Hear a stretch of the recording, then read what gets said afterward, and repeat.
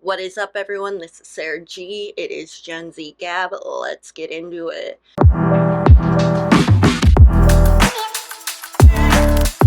So I want to talk a little bit Monday mood. This is kind of interesting, but did you know June is Men's Mental Health Awareness Month? And anyway, just thought you should know so that you could get checked out, understand, aside from, learning more ways to be an advocate, an ally for, LGBTQIA fam. Because again, Pride's a big month that we should be talking about as well.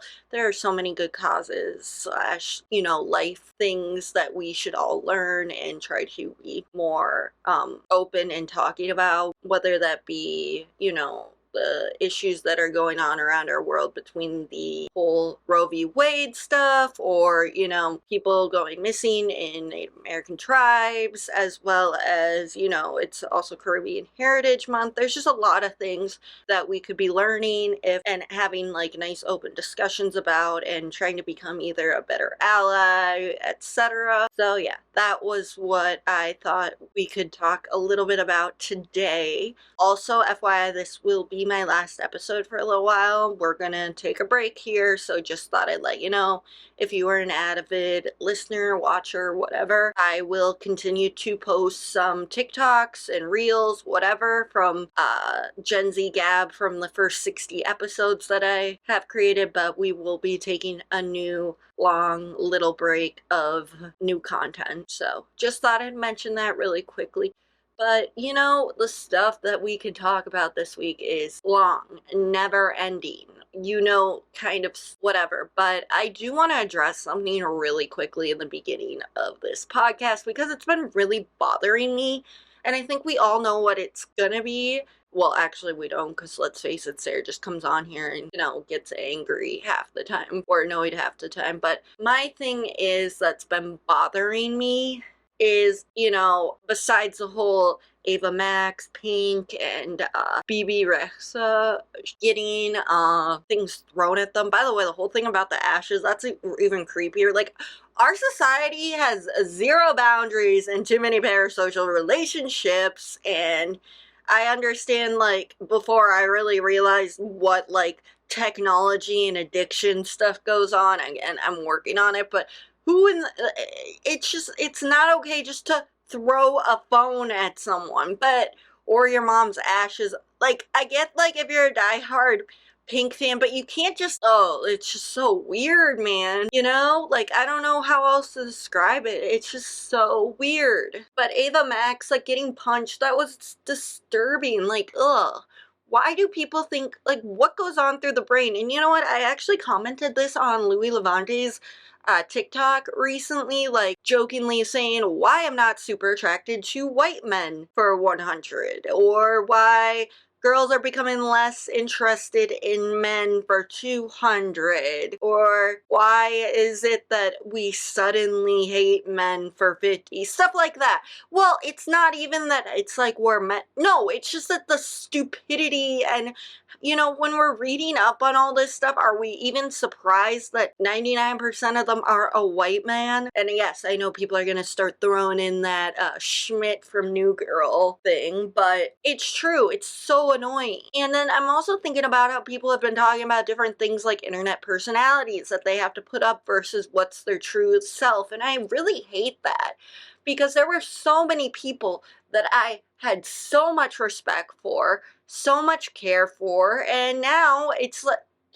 the reason, I don't even know why I'm so bothered by it, but I am, and I always talk about this, but the fact of the matter is, those people that have brains, have business savvy ideas, or, acting chops, like, good things, but then they, get told by somebody else to become a sellout, or do their own, like, fake David Dobrik, or Jason Nash, or Dave Portnoy. Like, there's already been all of them, and by the way, they're all creeps, and, or our Second Life, those type of things. I don't know, just like mid 2010 or internet personalities. Like, look, you can seem real, and I feel like you should be real, but it's just all of that. Like, the more time that I spend on social media, the more I see these internet personalities being less and less authentic, which, again, what do you expect?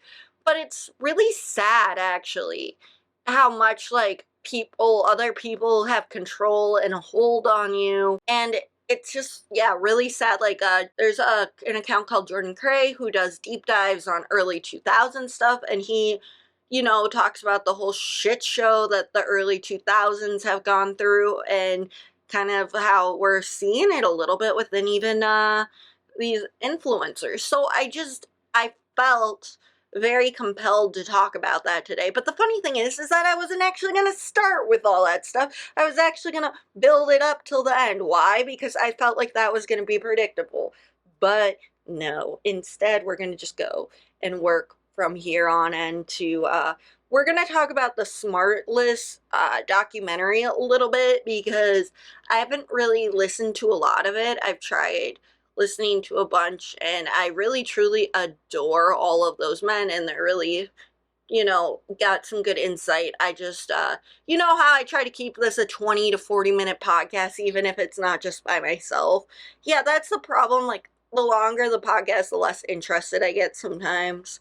So, no hate to them. But the one thing that I'm gonna hate on a little bit, is the culture that Jason Bateman talks about, the diet culture, the whole thing about, it's really, really sad to watch his trigger. Like, he definitely has orthorexia, and just the conversation that was going on in food shaming. You should never be that okay with eating. But the more sad part of it all is that it's like his wife, his poor kids, his sister had some issues. Like, I'm thinking through all these things, trying to process it.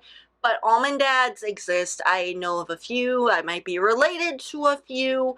And it's just so sad how much they care about other people's bodies. And working through my own issues, and especially like on women, but we don't really think of the men. And I know it's going to be stupid to talk about, but we got to talk about it, because I don't think that people are giving enough credit to how society has almond dads. And I know that people are going to be so confused by how I'm wording this or what I'm saying about it, but it's true. Almond dads exist. We try to ignore it. And also the subcultures that go on, and I mean, especially in LA and New York, it's the absolute worst. The amount of people that are on Ozempics, and the amount of people that are, trying every diet, and just judging, how much people weigh. It's none of your damn business, and you don't know how you got there. And, you shame women for being like over 130 pounds, and that's disgusting. It's disgusting also how comedians make jokes about it. And that's just where you see it a lot in this way that, Jason Bateman himself, I don't even know, realizes how warped up. But the problem is, though, he has a history of addiction, which means he ran from one addiction to another addiction. And people, can laugh at it a little bit, but it's honestly the person that I have the most respect for is Will Arnett's response. Now, people are coming for Will Arnett for saying, but you're letting your kids eat junk. He's completely opening up the conversation about why he doesn't want his kids to have a complex relationship with food. And again, I don't know too much history of other things, but it is just nice to see, him actually standing up and talking about it, and it being like a good open conversation where he's not going to let Jason like bully him in his choices. And a lot of intuitive eating dietitians that I follow have appreciated that comment, because it's still like, he can eat healthy. He is eating healthy. It's just that it's different than maybe what our society says about like what is good and bad. And we have to unpack that, because a lot of it is deep rooted in our fat phobic society. Again, I literally can tell that by how we all have spoken in conversations in the past about our own stuff, and we don't even realize who we're hurting in the end of the day with who's surrounding. Again, I've made some very unkind comments about myself in front of other people that I probably didn't even realize that it hurt them more too, because of how maybe I am, I've got thin privilege. I get that, but it still doesn't feel like enough. There's everything. There are parts of us that none of us really like, and it's the disgusting toxic diet culture, and it's the disgusting wellness culture slash Hollywood culture. The amount of people that are on Ozempics right now is despicable. And they're like tee hee hee hee, like giving off like what their secret are. And I get it. It's part of life and you gotta have thick skin. But that's what happens. We're working through it. Not every day is gonna be a good day, but we can at least work through it and find more joy within ourselves, being mindful about what we say and how it all kind of goes together.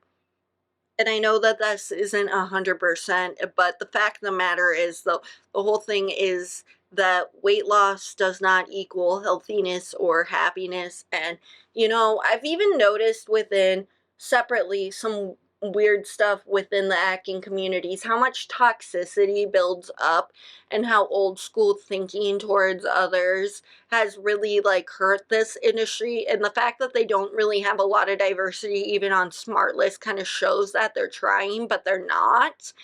And I think that the situation is that of the like women that they've had on, they're all straight size thin women, especially white women, and it's just kind of giving off like a different setting than you really think. Like, you don't think about how it's lacking diversity till you really sit down and go through a lot of other things. And yes, a lot of dietitians commented on his, post from SmartList, so that's why they're talking about it in that sense. So confusing and disheartening to see how much of their words have an effect on us. But then that goes to show again where we as a society really do focus way too much on each other. We have this unhealthy obsession with other people. And then, yes, we don't want to focus on ourselves because then we're a narcissist, but it's like we have to take a step back, take a deep breath, and try to just, what is healthy for me? What is healthy on my life work? What can I do to better myself while bettering myself around other people? I know that that really sounds confusing, but it's more of like I'm not trying to be this guru that helps you figure out your life and everything you've done wrong, or spend XYZ amount of money on my program, etc., because I know that that's not going to work. I am not an expert. I just know that if I take a deep breath, because I'm getting stressed out even thinking about some of these topics and getting very, very, very anxious, that it's going to end better for me if I just take one step back and watch from the outside looking in a little bit and just observe and try not to create more conflict. Because for me, I have so many autoimmune disorders that when I get anxious, everything in my body stresses out. And right now I'm in a very more stressful fight or flight. Even though I think I'm doing everything, my cortisol levels are higher. But it's not a result of what I'm eating. It's a result of me fixating on so many other things. And that's what dietitians have said.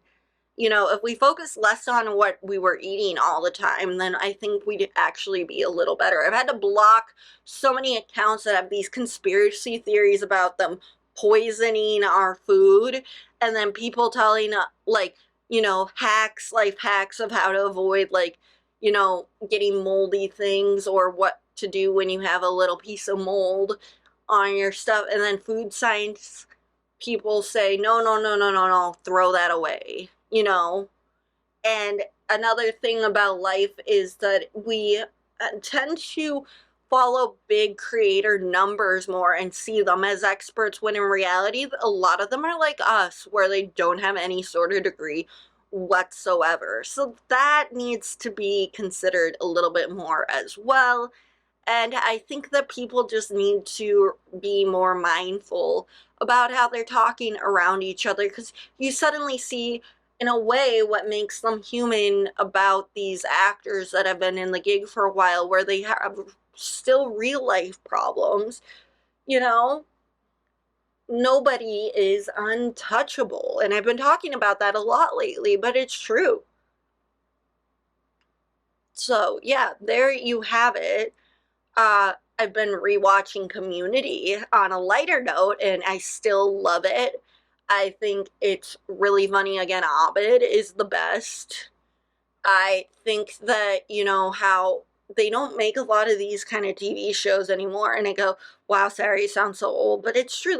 They chop network shows left and right, or streaming shows. And again, this is going to get into how the writer's strike is now on week 10. And, they deserve so much. The SAG actors deserve so much. Again, people pour their heart and soul into a lot of different things, and they don't get a lot of what they put in back. Again, that's what a podcast, that's what a business, but it's true. These writers, again, are the starting point. And another thing I learned recently was that the animation writers are not allowed in the Writers Guild, which they should be, because it's a way to get them to be paid less. And that's so dumb. Animation writers, TV, all of it is writing. Now, there's a difference between like comic books, etc. But the fact of the matter is they should just morph it into that one big writer's guild, but they're not gonna, because then that's how networks get you and all that stuff. And it's so interesting the more that I read up and the more that I learn. And then I realize it's my hyperfixation lately. This is my latest hyperfixation.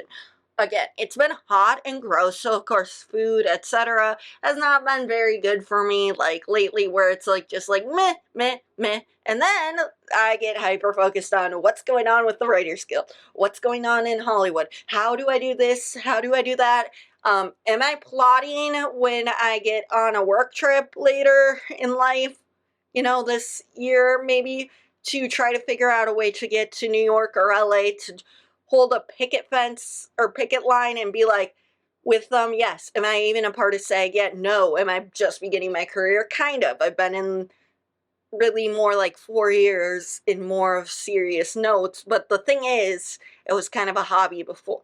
But have I tried? Yes. To get certified, whatever, 100%.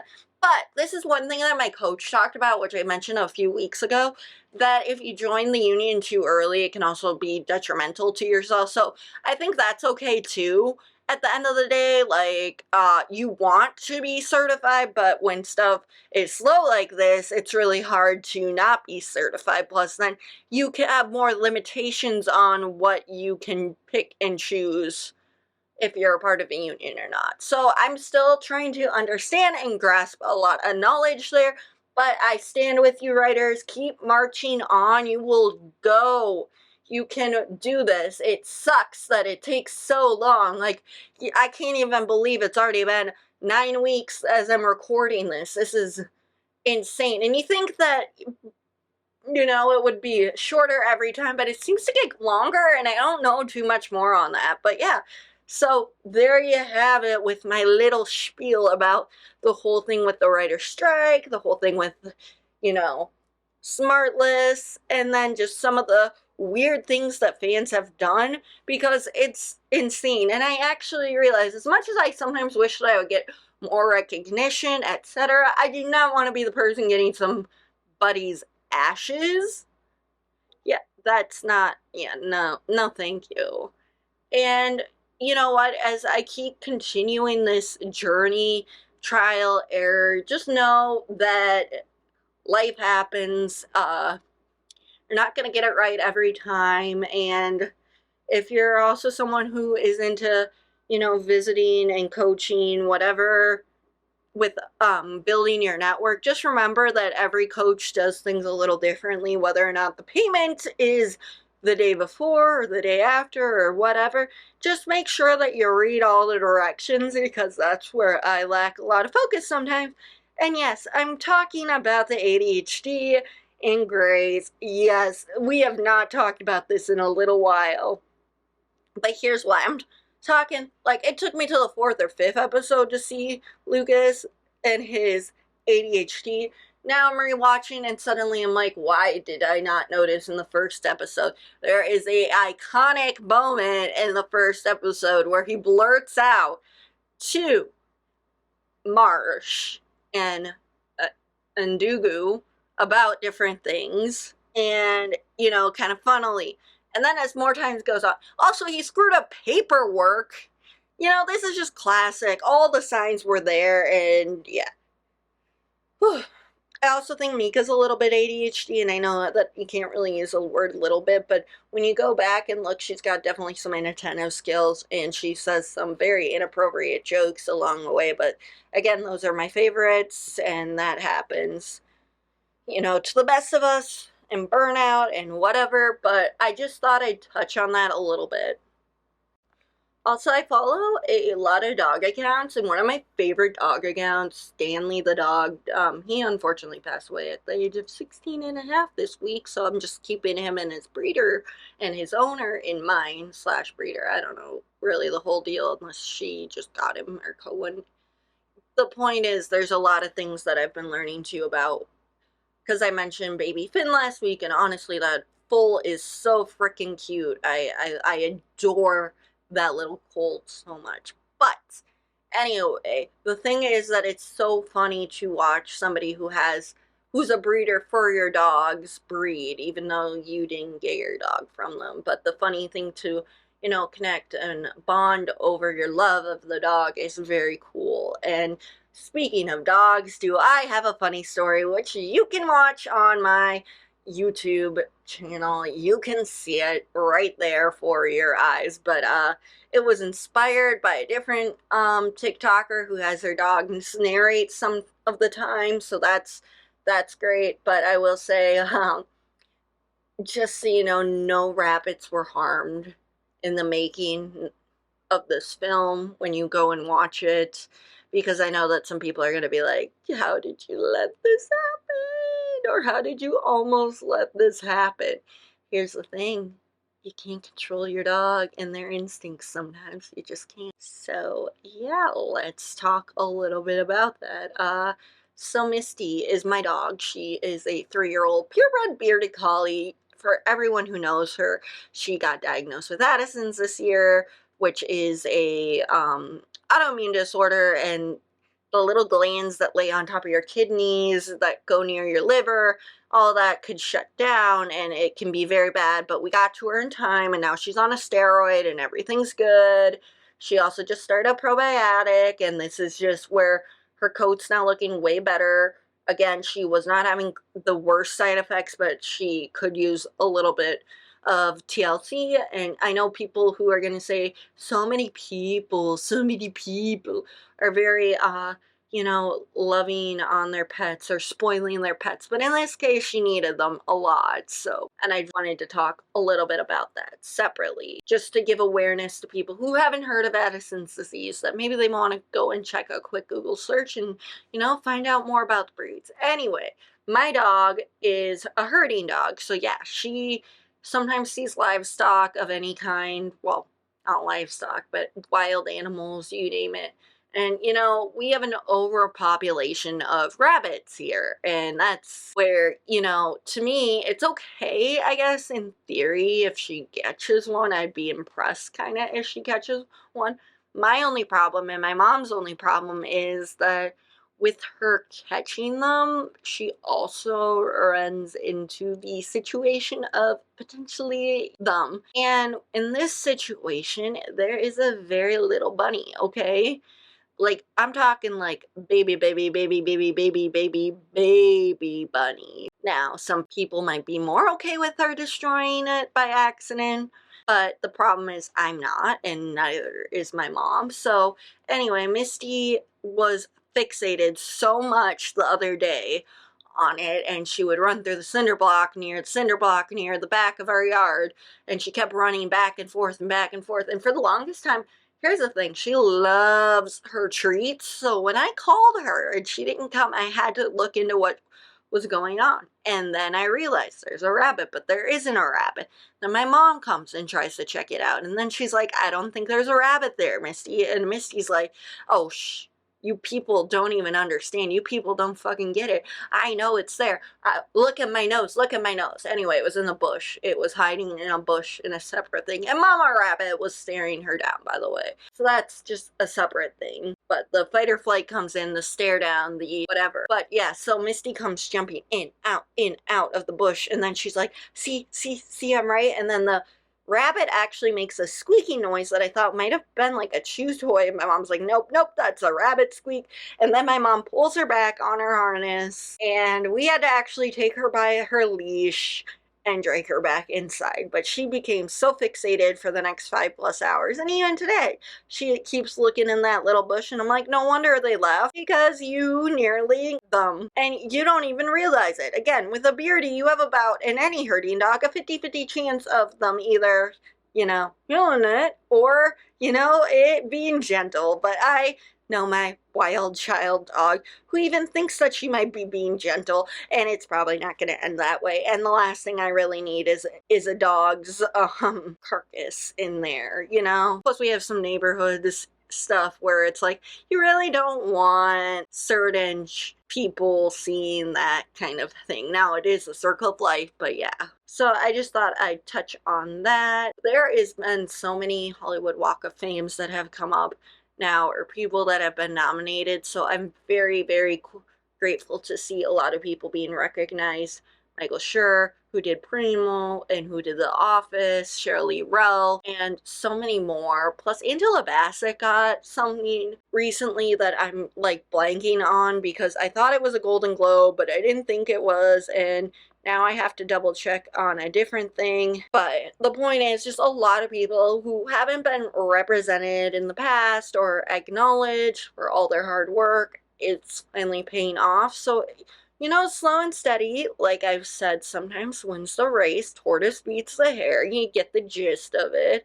And even though it can be really frustrating, even though there's a lot of trials and tribulations that go on in this world, at least you know that hard work does somewhat pay off. I know that doesn't sound the great, but at least if you have a good working ethic, I think you can get by. But yeah, there's like a lot of things that go on in the world that you can't keep up with. Even James Cameron talked about how he thinks that there should have been more certifications, which I don't disagree on things. And he actually directed the Titanic. And I don't want to spend obviously a lot of time. I am going to circle back though to again how they never talked about the passengers, the refugees at the same level, which I just think is so dumb, so stupid, because again, it's easier to talk about billionaires than it is about poor and impoverished stuff, because people don't want to be sad about things, or people want to shield things. So yeah, there's that. And I think about certain things about our lives that we kind of just sit around and be like, ignore the rest of the world. So anyway, I don't know if that's because people choose to live in their bubble, choose to be oblivious. Also, I wanted to talk a little bit about, again, ADHD, because I mentioned it earlier, but it's true. Somebody said something funny about TikTok books that they used to read as they are ADHD autistic, which is still different than me, but I have OCD, ADHD, and again, a lot of all those neurodivergence makes sense. But the funniest part is, though, a lot of the books that you read that have, the people with generalized anxiety, OCD, ADHD, autism, you name it, it suddenly makes your brain go, oh, that makes sense why, people thought it was a good fit for me to read, and why you would stay engaged in reading it. So that was just another little life thought I had about things, but also just separately, I don't know if other people do this, but sometimes when you get starting to feel like you have some money coming in, do you ever try to make sure that you're buying stuff that you need, but at the same time you're too lazy to clean out your closet? Because I need more professional work clothes / a little bit more, less of the workout clothes and more of the stylish,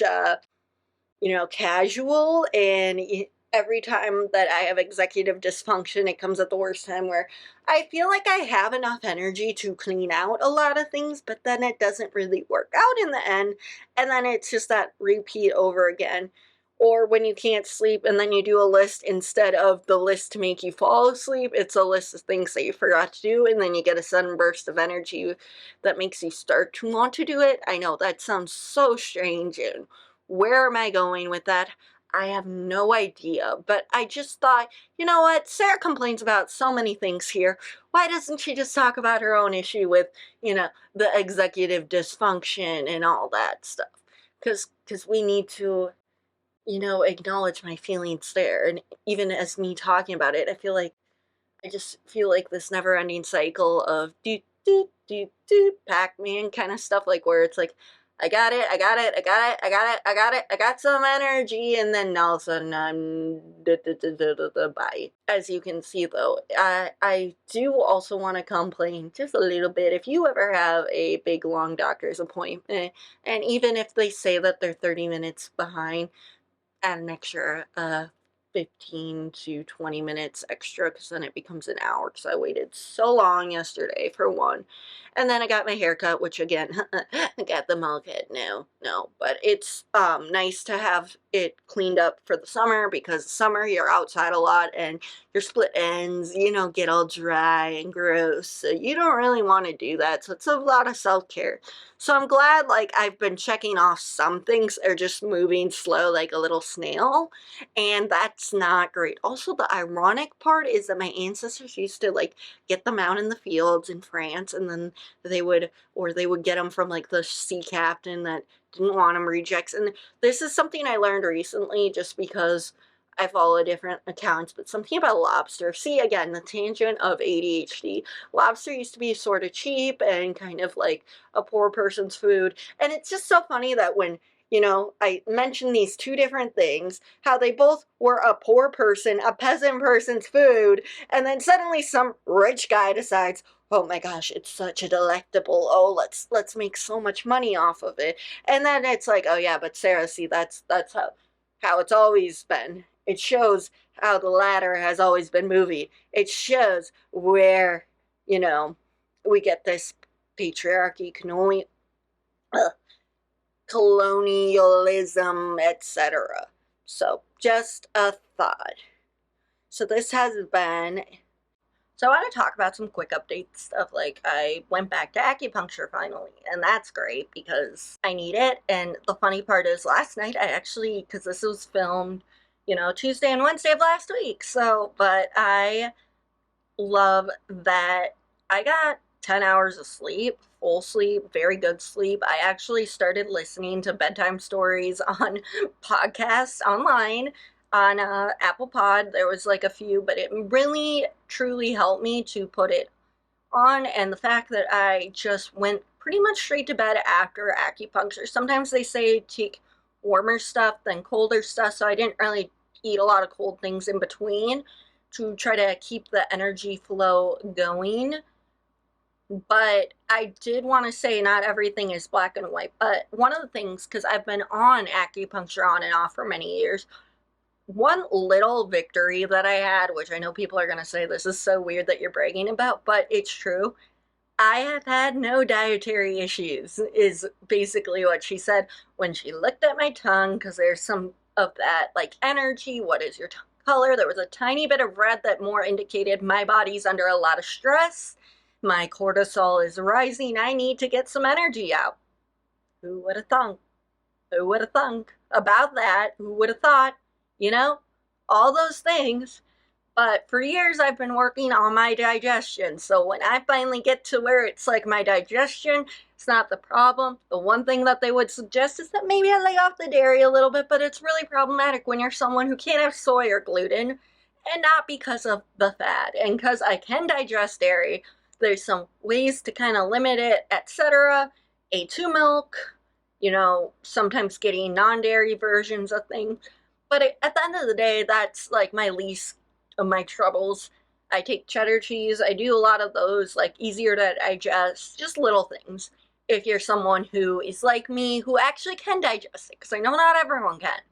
But it's just super, super funny how, like, it's taken me so long. So I'm, like, trying to, rebalance and everything. And I say that the food things and some of the supplement things haven't really, like, helped much because I think I'm out of whack in the energy department.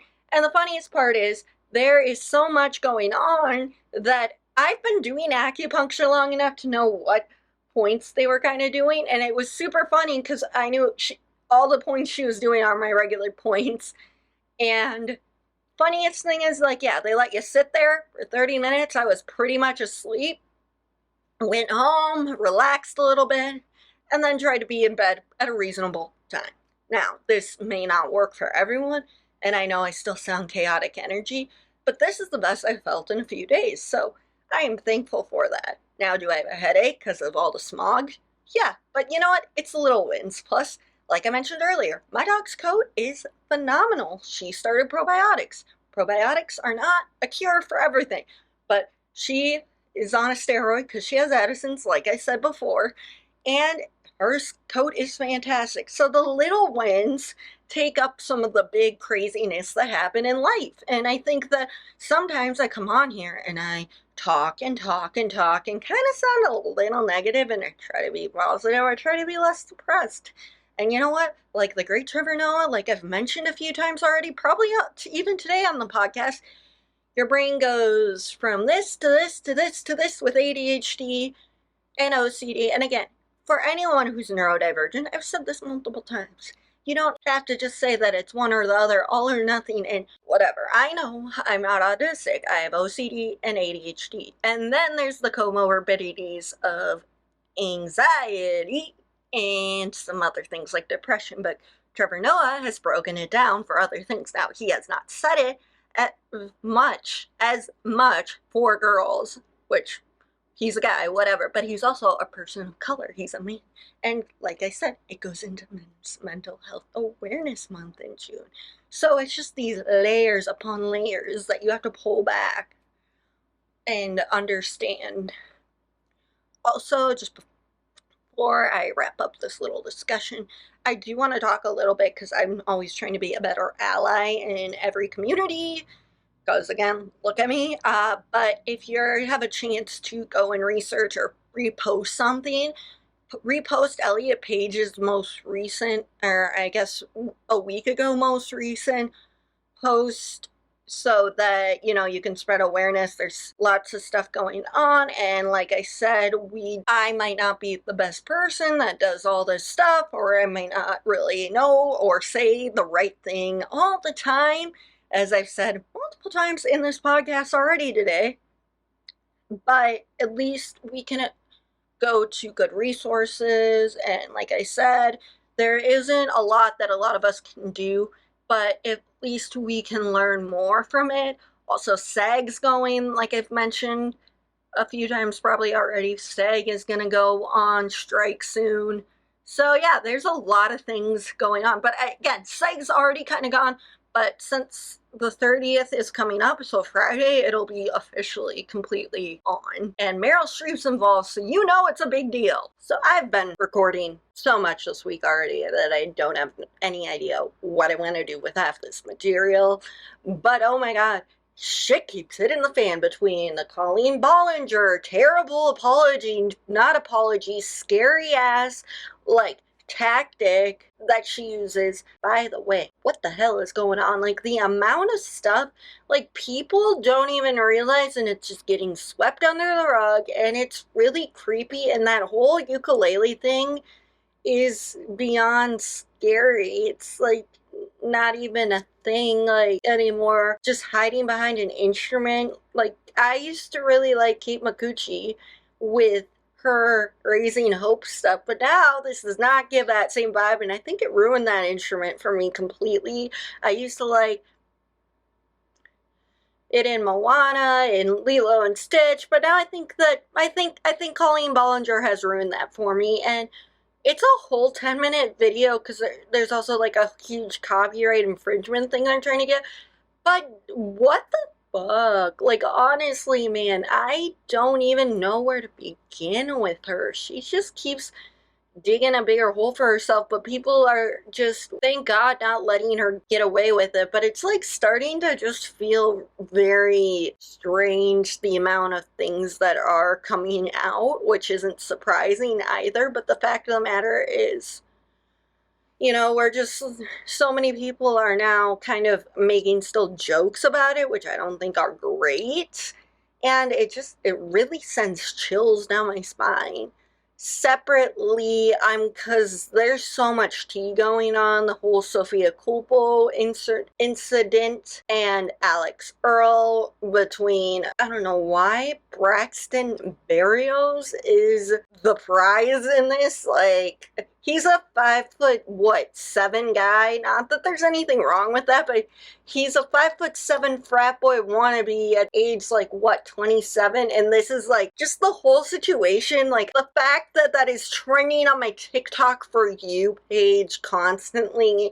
Just this tea, and it was like months ago drama. How is it just surfacing now? I didn't think I needed to know this, but now suddenly that it's a big pop culture moment that I have to talk about, it's suddenly like, oh my gosh, there's so many things I gotta juggle here. I mean, that was not on my bingo card, obviously. I mean, it's easier to talk and be annoyed with Colleen because, I mean, she exploits her kids. She obviously does a lot of gross grooming stuff towards children. And again, all these, thinking back to all these YouTube and vloggers and some people, like I said earlier, internet personas. You just gotta watch your internet persona, maybe. Because sometimes now I don't even know if it's a real persona or your actual behavior with this, because this is not okay. And the fact of the matter is, some of these jokes aren't even, the whole thing just is bad vibes, completely bad vibes. So yeah, that is horrible. But yes, aside from that, the whole thing with Olivia Culpo's little sister, Sophia, and Alex Earl, there's nothing surprises me anymore about what goes on in influencer world, reality TV, you name it. So yeah, aside from that, what was else I was going to say? Oh, I can't stand, which people already know this, eating disorder recovery accounts where they keep saying their body positivity movement is, really there. And then they switch back to intermittent fasting. And that they went on this huge life-changing journey to prove that they got somewhere. And then it's like, really? I understand that you guys can do what you kind of, but there's so many people that look up to, and the amount of people that are now also on Ozempics, like, come on. Like, you guys say you're this and that and body neutrality, and you wonder why so many girls have so many issues, and you, like, also brag about how skinny you've gotten, and there's just, like, a double-edged sword going on all the time. And I also hate the word unrefined lately. Like, even with people, the dietitians, some of the dietitians that I follow, I love them still. I won't unfollow them, but they always say they're anti-dietitians, but then when they partner with something, then they use, like, those words that they say they don't want us to be indulged by. So it's just like a never-ending cycle of, who do you listen to, obviously. Also, these people that are always giving the advice are in teeny tiny sizes, and I know my own privilege, I see it, and just the never-ending unpacking of things that are going on, and how LA is just a microscope, and so is New York to some extent, and just our society. But I've just had too many thoughts about that lately when people have been talking about certain things, and how, again, as a woman, this is not as much, a space we're allowed to be in with how situations are. And it's just so frustrating to think time and time again that it's like, I followed some of these accounts and they're disappointing me. Which, are we really surprised? No. Are we sad? Yes. This has been a GenZ-Gab, and we will see you next time.